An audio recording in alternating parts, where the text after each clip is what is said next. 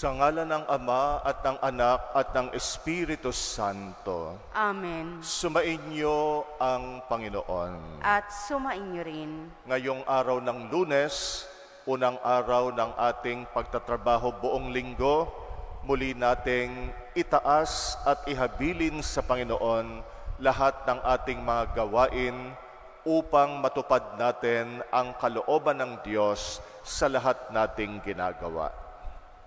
Aminin natin ang ating mga kasalanan upang maging marapat tayong gumanap sa banal na pagdiriwang.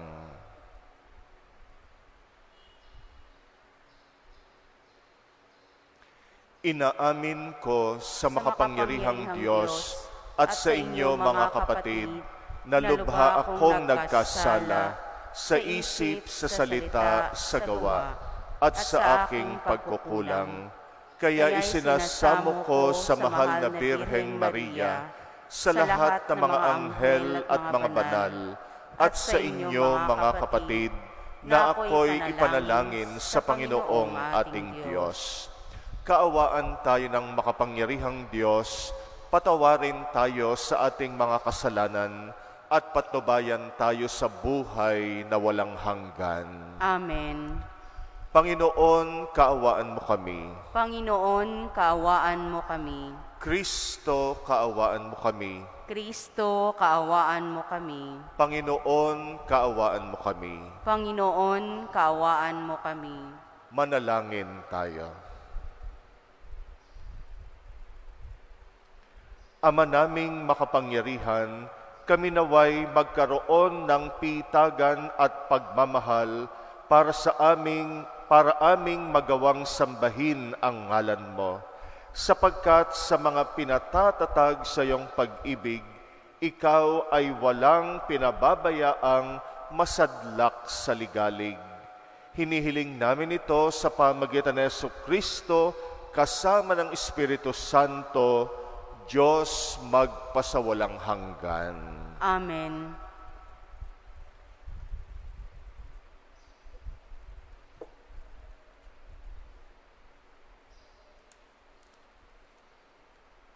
Pagbasa mula sa aklat ng Genesis. Noong mga araw na iyon, sinabi ng Panginoon kay Abram, "Lisanin mo ang iyong bayan, ang tahanan ng iyong ama at ng mga kamag-anak, at pumunta ka sa bayang ituturo ko sa iyo. Pararamihin ko ang iyong mga anak at apo, at gagawin kong isang malaking bansa. Pagpapalain kita at mababantog ang iyong pangalan at magiging pagpapala sa marami. Ang sa iyo'y magpapala ay aking pagpapalain.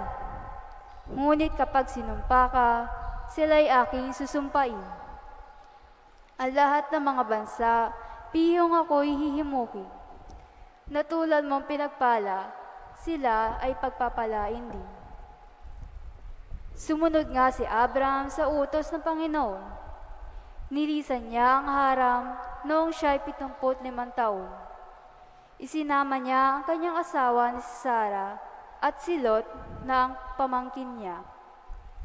Dinala niya lahat ang kanyang mga alipin at kayamanan at nagtungo sa Kanaan. Nagtuloy siya sa isang banal na lugar sa Shechem, sa puno na roble ng More. Nooy naroon pa ang mga Kananeo. Nagpakita kay Abraham ang Panginoon. Sinabi sa kanya, "Ito ang bayang ibibigay ko sa iyong lahi." At nagtayo si Abraham ng dambana para sa Panginoon. Buhat doon, nagtuloy sila sa kaburulan sa silangan ng Bethel, at tuminto sa pagitan nito at ng Hay. Nagtayo rin siya roon ng dambana at sumamba sa Panginoon. Mula roon, unti-unti sila nagpatuloy, papunta sa gawing timog ng Kanaan. Humihimpil sila habang daan ayon sa hinihingi ng pagkakataon. Ang salita ng Diyos. Salamat sa Diyos. Mapalad ang binukod na bansang hinirang ng Diyos. Mapalad ang ibinukod na bansang hinirang ng Diyos. Mapalad ang bansang Panginooy Diyos. Mapalad ang bayang kanyang ibinukod. Magmula sa langit, kanyang minamasdan, ang lahat ng tao na kanya nilalang. Mapalad ang ibinukod na bansang hinirang ng Diyos. Ang may takot sa Diyos at nagtitiwala sa kanyang pag-ibig ay kinakalinga. Hindi babayaan, sila ay mamamatay. Kahit magtagutom, sila ay binubuhay. Mapalad ang ibinukod na bansang hinirang ng Diyos. Ang ating pag-asa ay nasa Panginoon. Siya ang sanggalan natin at katulong. Dahilan sa Kanya, kami natutuwa. Sa Kanyang ngalan, kami nagtitiwala. Mapalad ang ibinukod na bansang hinirang ng Diyos.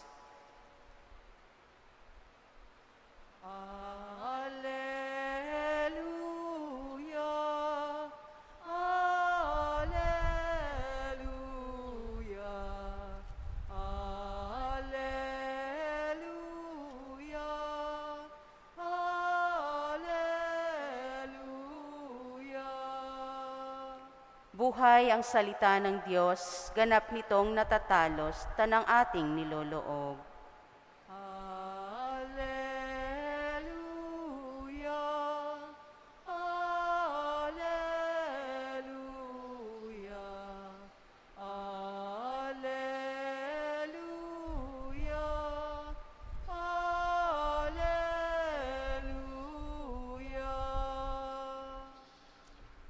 Sumainyo ang Panginoon. At sumainyo rin. Ang mabuting balita ng Panginoon ayon kay San Mateo. Papuri sa iyo, Panginoon.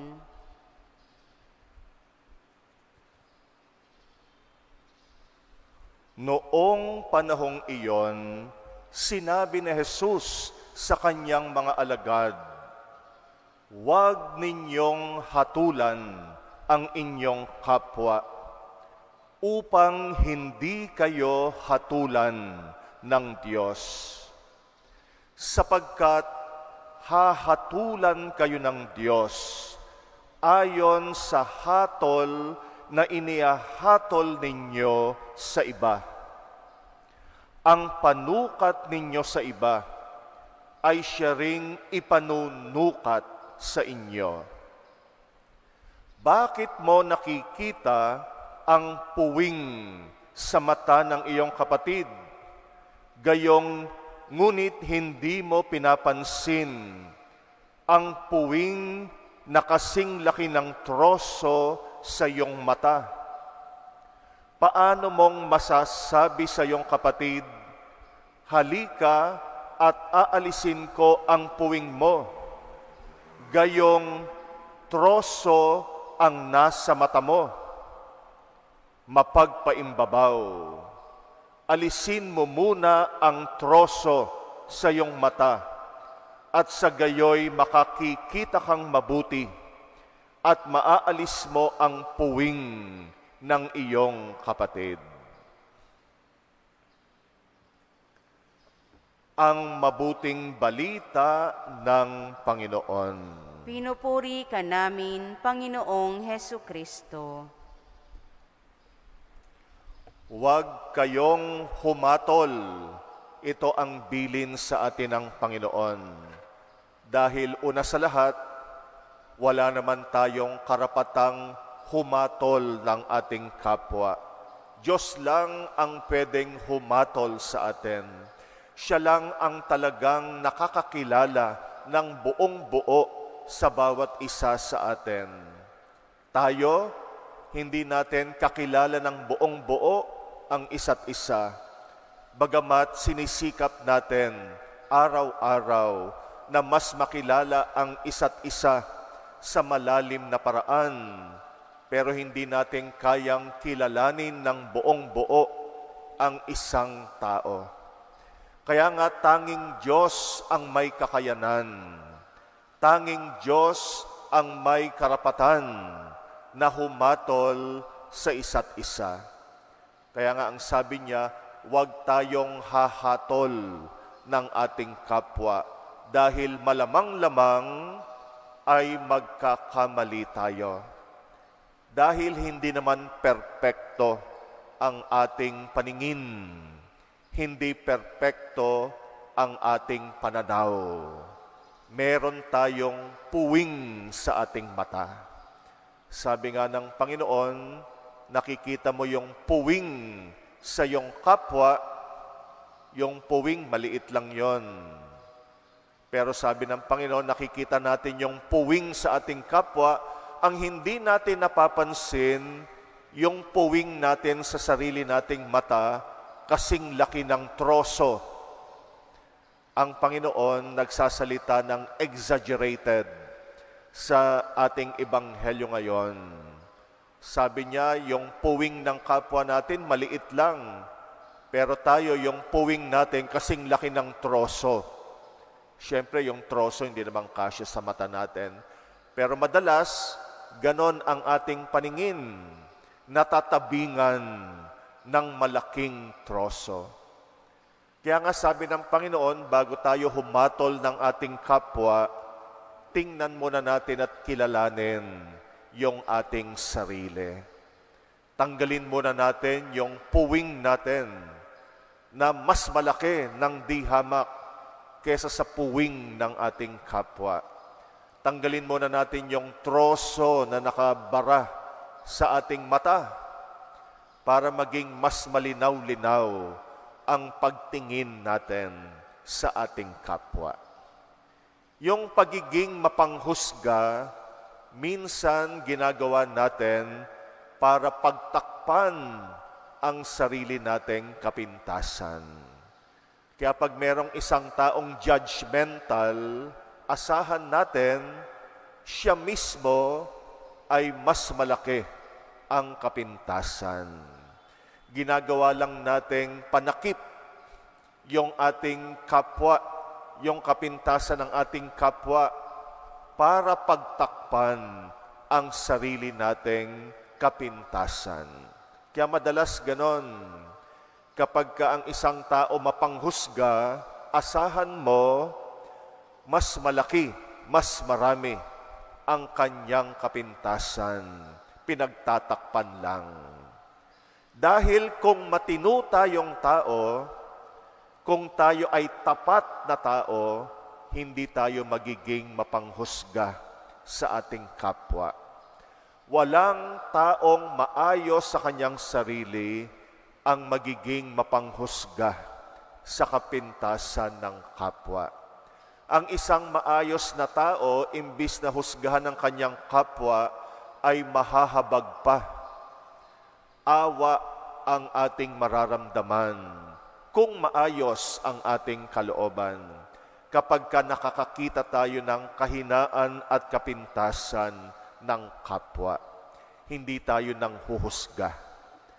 Yung mga nang huhusga ay mas malaki at ayaw aminin ang sariling kapintasan.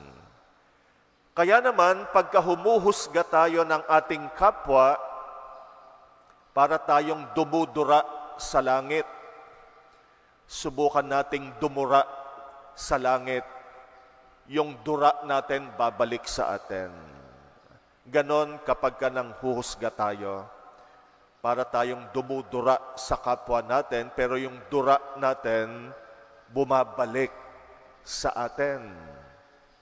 Kaya ang taong mapanghusga, hindi yung kapwa niya ang sinisira niya. Ang sinisira niya, sarili niya. Lahat ng mga negatibong panghuhusga na ginagawa niya sa kanyang kapwa, babalik sa kanya.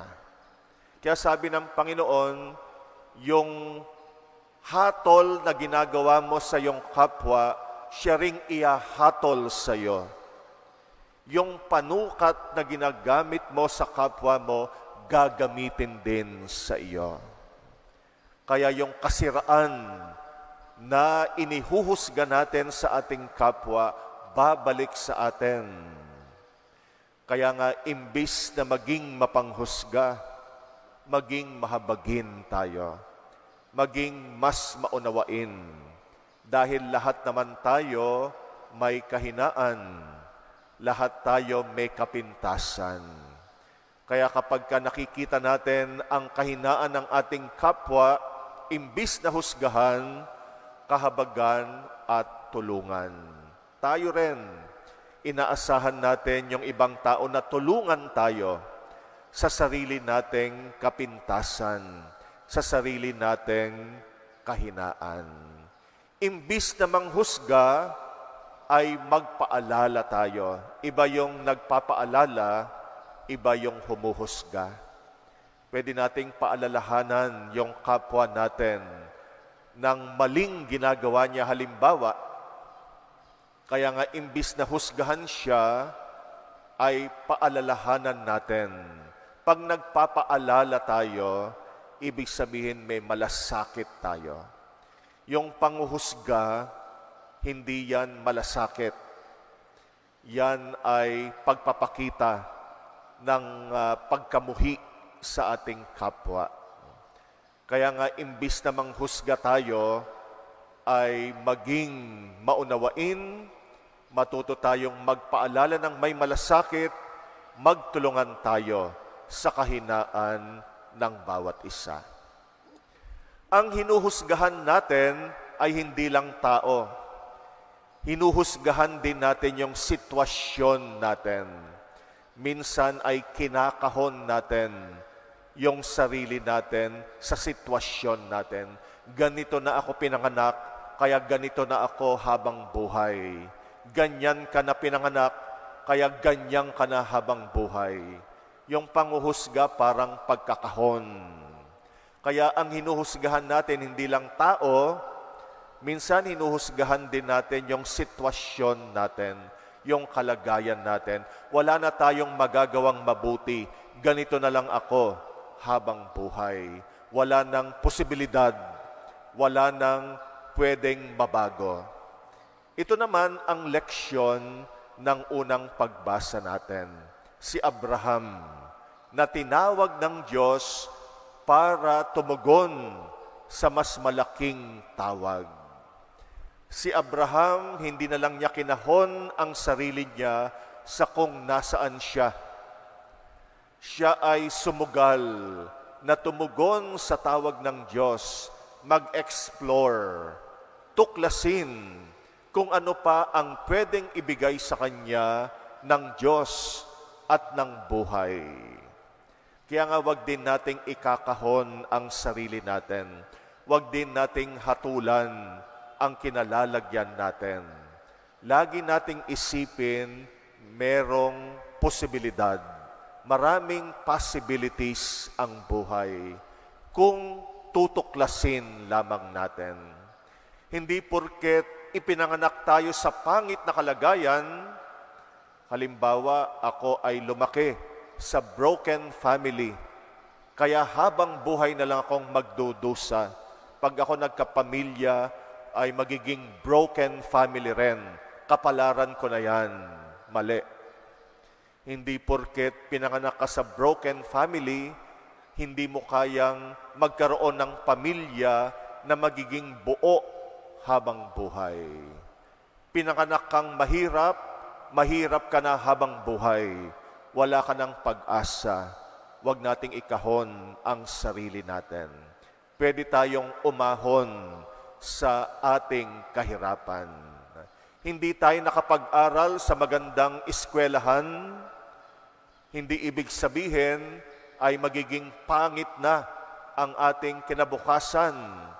Humanap tayo ng paraan para madagdagan ang kaalaman natin, para mabago ang kapalaran natin. Ganon ang buhay. Huwag nating ikahon ang sarili natin sa sitwasyon. Huwag nating husgahan ang kalagayan natin. Katulad din naman na huwag tayong humusga ng ating kapwa, huwag din tayong humusga ng kalagayan natin. Ang pagbabago, posibleng-posible. Makinig lamang tayo sa tawag ng Diyos sa atin, ipapakita niya na mas malawak pa ang pwede nating magawa sa buhay. Mas malawak pa ang buhay kesa sa nakikita lamang natin ngayon. Tuklasin natin ang maraming mga posibilidad ng pagbabago upang madagdagan ang kaligayahan natin sa buhay. Huwag tayong humatol. Tingnan natin ang kagandahan at kabutihan ng bawat kapwa natin at ng ating mga sitwasyon.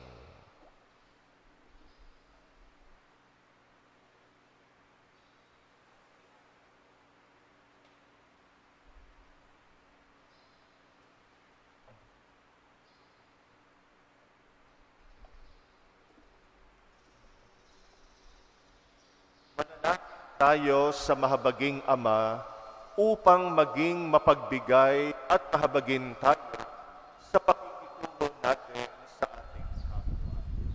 Ating itugon sa bawat kahilingan, Ama, ituro mo sa amin ang iyong pagiging mahabagin. Ama, ituro mo sa amin ang iyong pagiging mahabagin. Ang simbahan, naway laging isagawa ang kanyang pagkakot sa pananampalataya sa pamamagitan ng pagpapagaling at pagpapatawad. Manalangin tayo sa Panginoon.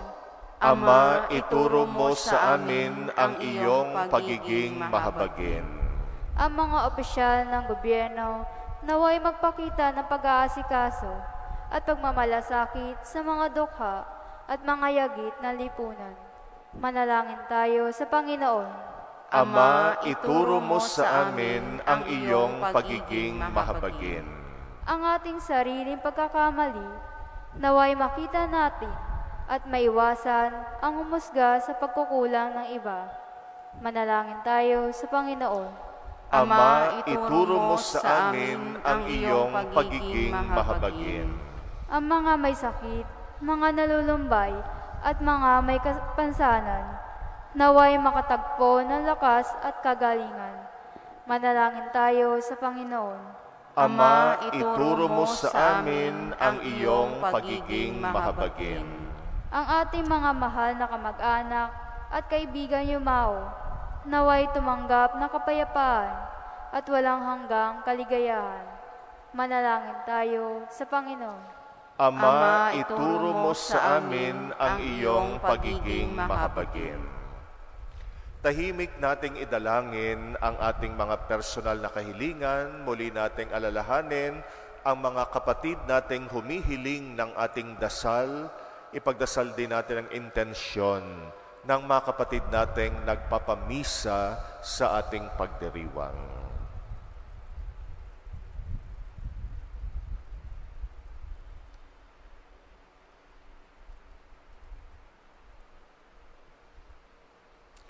Panginoon, tulungan mo kami upang huwag kaming maging mapanghusga at huwag naming ikahon ang sinuman, maging ang aming sitwasyon. Lagi mong ibukas ang aming mga mata upang makita ang kabutihan at kagandahan at lahat ng posibilidad ng buhay. Ikaw na aming Panginoon, magpasawalang hanggan. Amen.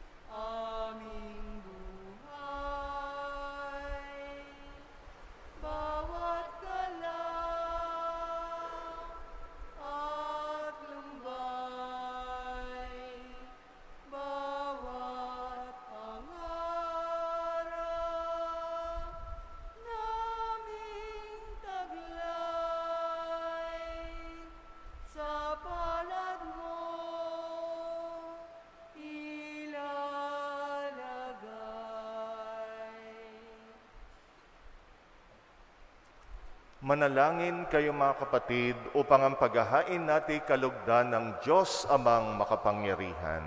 Tanggapin nawa ng Panginoon itong paghahain sa iyong mga kamay, sa kapurihan niya at karangalan, sa ating kapakinabangan at sa buong sambayanan niyang banal. Ama naming lumikha, tanggapin mo ang aming paghahain ng pagpupuri sa iyong kabutihan sa amin, sa dulot nawa nitong kadalisayan, kami naway makapag-alay ng iyong kinalulugdan. Sa pamagitan ng Jesucristo kasama ng Espiritu Santo, magpasawalang hanggan.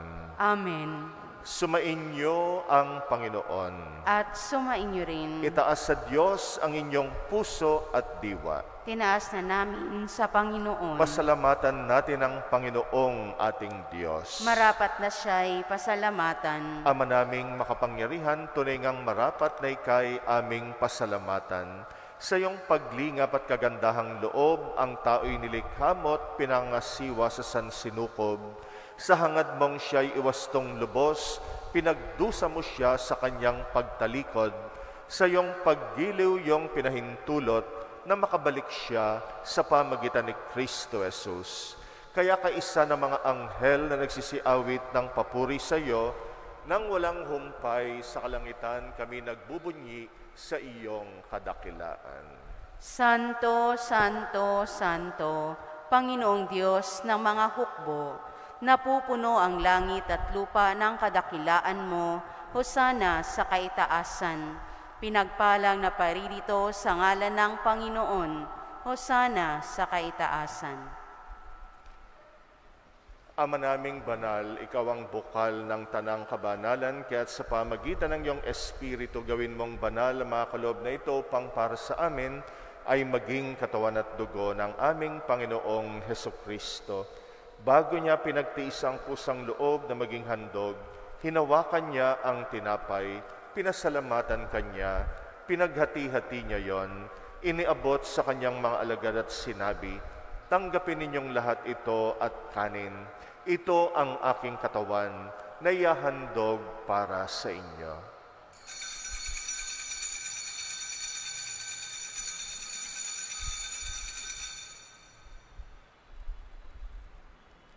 Gayon din naman nung matapos ang hapunan, hinawakan niya ang kalis, muli kanyang pinasalamatan, iniabot niyang kalis sa kanyang mga alagad at sinabi, tanggapin ninyong lahat ito at inumin. Ito ang kalis ng aking dugo, ng bago't walang hanggang tipan, ang aking dugo na ibubuhos para sa inyo at para sa lahat, sa kapagpapatawad ng mga kasalanan, gawin ninyo ito sa pag-alala sa akin.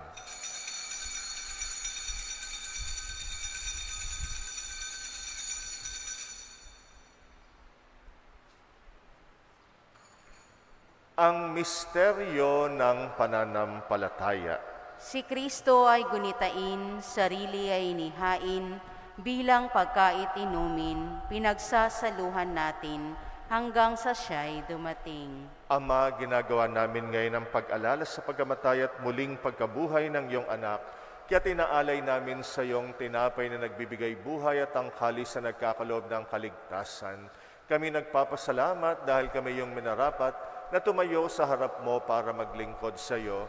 Sinasamo namin kaming magsasalo sa katawan at dugo ni Kristo ay mabuklod sa pagkakaisa sa pamagitan ng Espiritu Santo. Alalahanin mo rin ang mga kapatid naming nahimlay na may pag-asang sila'y muling mabubuhay, gayon din ang lahat ng mga pumanaw. Kaawaan mo sila at patuloyin sa iyong kaliwanagan.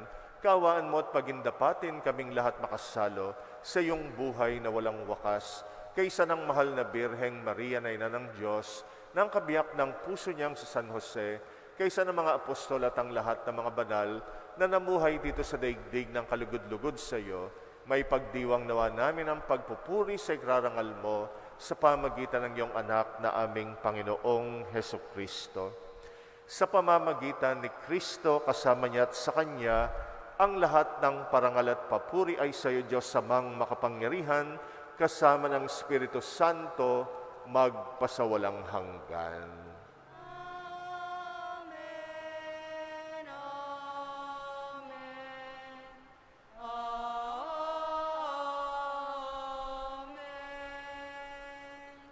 Manalangin tayo sa ating Ama sa Langit, alinsunod sa turo sa atin ng Panginoong Hesus.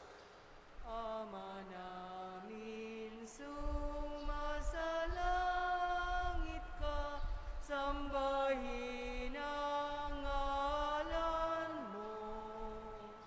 Mapasa amin ang kaharian mo, sundin ang loob mo. Dito sa lupa, para ng sa langit, bigyan mo kami ngayon ng aming kakanin sa araw-araw, at patawarin mo ang aming mga sala, para ng pagpapatawad namin sa nagkakasala sa amin. At huwag mo kaming ipahintulot sa tukso, at iadya mo kami sa lahat ng masama. Hinihiling namin kami, Yadya, sa lahat ng masama, pagkalooban ng kapayapaan araw-araw, iligtas sa kasalanan, ilayo sa lahat ng kapahamakan, samantalang aming pinananabikan ang dakilang araw ng pagpapahayag ng tagapagligtas naming Seso Kristo. Sapagkat iyo ang karian at ang kapangyarihan at ang kapurihan magpakailanman. Amen. Panginoong Heso Kristo, sinabi mo sa iyong mga apostol, kapayapaan ang iniiwan ko sa inyo, ang aking kapayapaan ang binibigay ko sa inyo. Tunghayan mo ang aming pananampalataya, wag ang aming pagkakasala. Pagkalooban mo kami ng kapayapaan at pagkakaisa ayon sa iyong kalooban, kasama ng Espiritu Santo, magpasawalang hanggan. Amen. Ang kapayapaan ng Panginoon ay laging sumainyo. At sumainyo rin. Magbigayan kayo ng kapayapaan sa isa't isa. Peace be with you.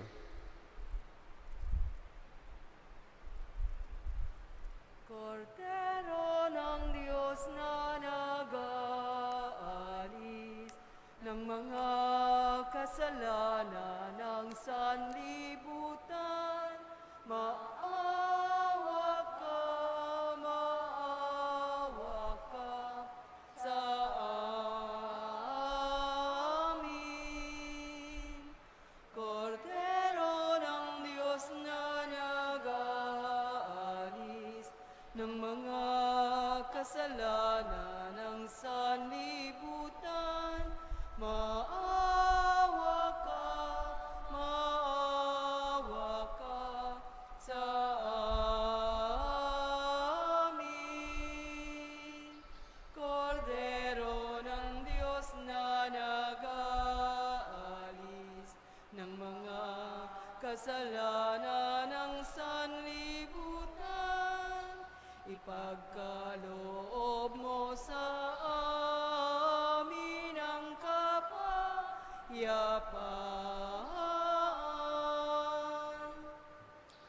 Narito ang kordero ng Diyos na nag-aalis ng mga kasalanan ng sanlibutan, mapalad ang mga inaanyayahan sa kanyang piging.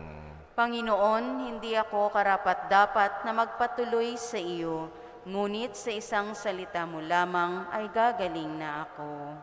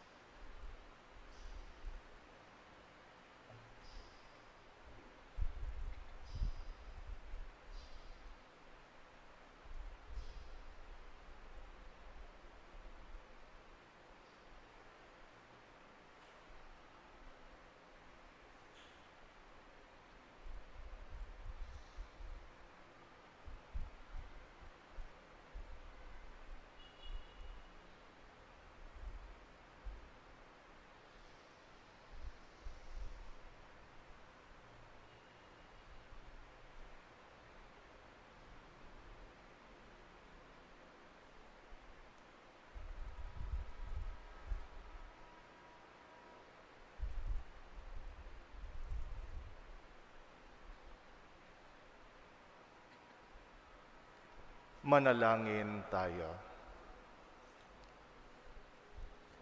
Ama naming mapagmahal, kaming nakinabang sa katawat dugo ng iyong anak, ay sumasamo sa iyong habag upang ang aming taimtim na ginanap ay maging pagtanggap namin sa tiyak mong pagliligtas. Sa pamagitan ng Jesucristo, kasama ng Espiritu Santo, magpasawalang hanggan. Amen. Sumainyo ang Panginoon. At sumainyo rin. At pagpalain kayo ng makapangyarihang Diyos, Ama at Anak at Espiritu Santo. Amen. Tapos na ang ating pagdiriwang, humayo tayong taglay ang pag-ibig ni Kristo. Salamat sa Diyos.